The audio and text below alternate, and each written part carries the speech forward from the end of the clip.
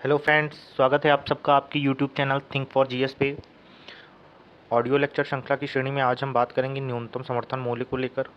अभी इसके हाल ही में हरियाणा में जो विवाद चल रहा है सरकार और किसानों को लेकर, तो उन्हीं सबके बिंदुओं पे हम बात करेंगे कि क्या है न्यूनतम समर्थन मूल्य, होता क्या है, इसके सकारात्मक पक्ष क्या हैं, कौन लागू करता है इसे, और इसके नकारात्मक पक्ष क्या हो सकते हैं। इन सभी पे आज हम चर्चा करेंगे। चलिए शुरू करते हैं। तो अभी हाल ही में जो है हरियाणा में जो सूरजमुखी की फसल है उसको लेके सरकार और किसानों के बीच तनातनी चल रही थी। वो अभी सॉर्ट आउट हो चुकी है कि किसानों को कहना था कि जो पिछले वर्ष उन्होंने सूरजमुखी की फसल को लेके घोषणा की थी न्यूनतम समर्थन मूल्य की, उसी पे खरीदा जाए। तो यही सब विवाद था और इसी कारण न्यूनतम समर्थन मूल्य फिर से न्यूज़ में आ गया है, चर्चा में आ गया है। तो अब हम जानने का प्रयास करेंगे न्यूनतम समर्थन मूल्य होता क्या है। तो न्यूनतम समर्थन मूल्य होता है जैसे किसी भी वर्ष फसल बुआई से पूर्व जो है किसी फसल को खरीदने के लिए जो कीमतों का आश्वासन दिया जाता है वही न्यूनतम समर्थन मूल्य है। जैसे हम लोग एग्जांपल के तरह कहें कि मान लीजिए आप एक किसान हैं और आप धान की खेती करते हैं, तो सरकार आपको कहती है कि हम आपका धान पहले ही फसल बुआई के कि हम आपका धान 2,000 रुपये प्रति कुंटल खरीदेंगे।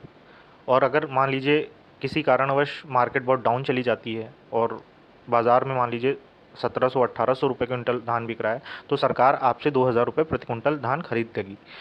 लेकिन अगर मार्केट बढ़ती है तब भी उस हिसाब से क्या कहते हैं आप मार्केट में बेच सकते हैं, आप बाध्य नहीं हैं इसके तहत। ठीक।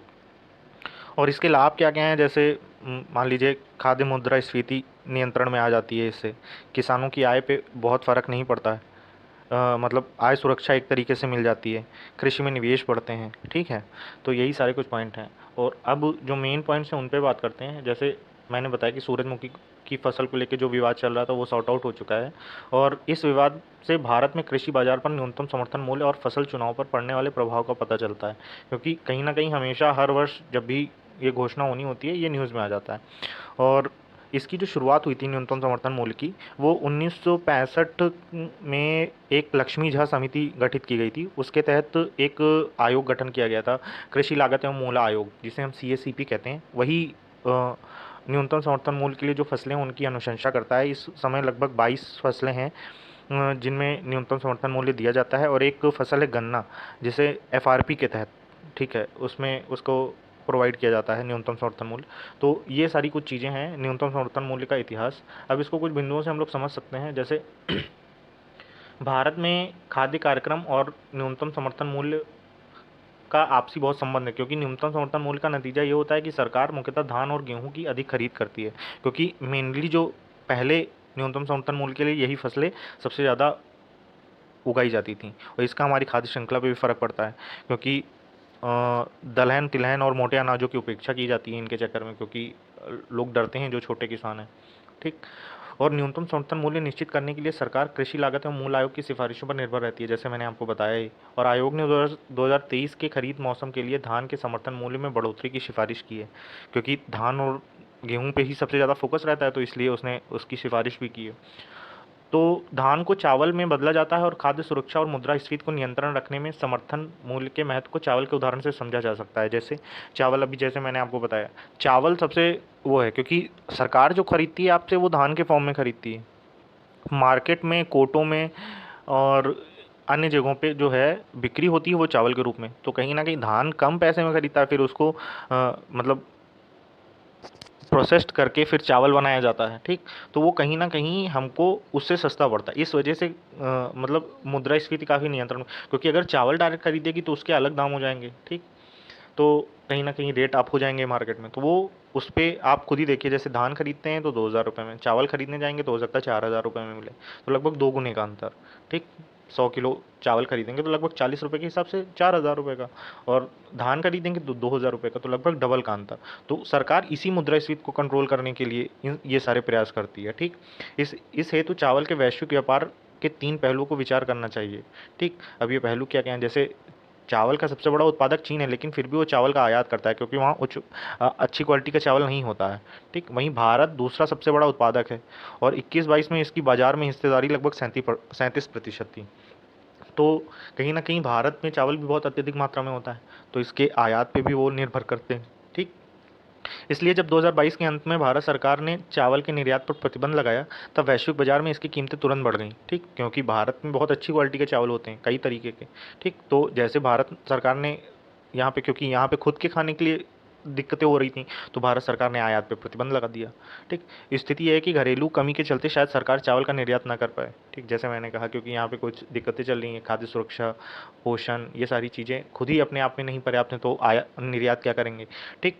यहाँ आकर हम ये देखते हैं कि आर्थिक प्रबंधन में न्यूनतम समर्थन मूल्य की बड़ी भूमिका हो जाती है, क्योंकि जैसे मैं आपको पहले बता चुका, क्योंकि लगभग डबल मार्जिन आने की संभावनाएं रहती हैं, ठीक। और सरकार जो बाजार में मूल्य निर्धारण या स्टॉक लिमिट जैसे हस्तक्षेप करती है, उससे बाजार में अवरोध पैदा होता है, क्योंकि इससे किसानों का फसल चुनाव प्रभावित होता है। क्योंकि आप देखिए, जैसे मान लीजिए, जब तक आपको गारंटी नहीं मिलेगी तो आप कोई भी काम करने से हिचकिचाते हैं, उसी तरीके से किसान भी होते हैं, ठीक। और वो न्यूनतम समर्थन मूल्य के लालच में कहें या उस सुरक्षा को लेके कहें, वो उन फसलों का चुनाव करते हैं जो शायद उन क्षेत्रों के लिए सही नहीं है। और इसी के चलते मतलब किसान में क्षेत्रीय स्थितियों के विपरीत जाकर फसल का चुनाव कर लेते हैं, और मतलब इससे कहीं न कहीं भूजल होने वाली कमी इसका नतीजा हो जाता है। क्योंकि अभी जैसे मैंने आपको पिछले वीडियो में, जिसमें ग्राउंड वाटर क्राइसिस वाले में बताया था कि पंजाब की वो स्थितियाँ नहीं हैं कि वो धान की खेती कर सके, लेकिन वो तब भी धान और गेहूँ की इतनी अत्यधिक मात्रा में खेती करता है, क्योंकि और भूजल का इतना ज़्यादा दुरुपयोग करता है, इस वजह से वहाँ पे भूजल संकट गहराता जा रहा है, ठीक।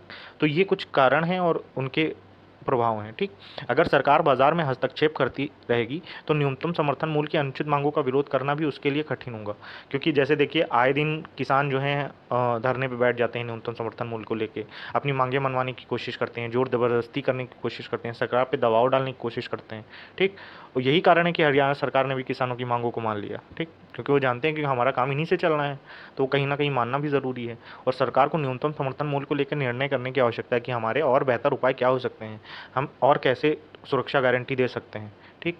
और हर बार ज़िद करके और अपनी बातों को मनवा के किसान ठीक नहीं कर रहे हैं, क्योंकि उनको वो लाभ मिल रहा है, तो उसको सही ढंग से सही फसल चुनाव करके, इसीलिए भारत सरकार ने अन्य 2 फसलों को केंद्रित ना करके बहुत सारी फसलों में अब न्यूनतम समर्थन मूल्य की घोषणा करना प्रारंभ कर दिया है, ठीक। और इसके मतलब लाभ क्या-क्या हो सकते हैं न्यूनतम समर्थन मूल्य के? तो हम ये कह सकते हैं कि कृषि उत्पादन इससे बढ़ सकता है, आत्मनिर्भरता बढ़ती है, फसल विविधता बढ़ती है, शस्य प्रारूप में बदलाव होता है, ठीक?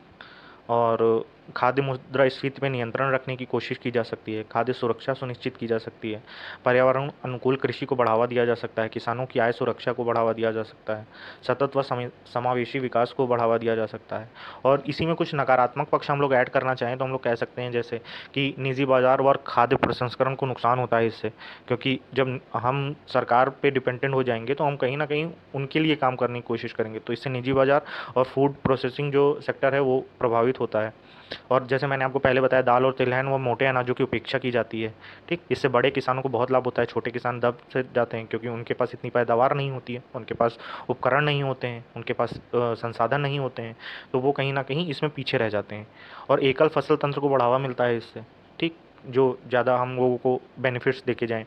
बाज़ार मांग व सप्लाई चेन में बाधा होती है एमएसपी को लेके, ठीक, क्योंकि मान लीजिए सरकार ने मार्केट से उठा लिया पूरा गेहूँ और अपने पास एफसीआई में डंप कर लिया, तो मार्केट में वो फूड चेन में नहीं आ पा रहा है।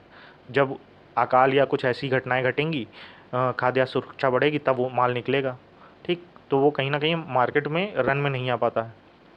सामाजिक आर्थिक विषमता इससे बढ़ती जाती है, क्योंकि बड़े किसान और बड़े होते जाते हैं, लाभ कमाते हैं, छोटे किसान फिर छोटे रह जाते हैं। कुछ फसलों पर अधिक केंद्रित किया जाता है, जैसे मैंने आपको बताया, चावल गेहूँ सबसे ज़्यादा मेन हाईलाइटेड रहते हैं इस क्षेत्र में।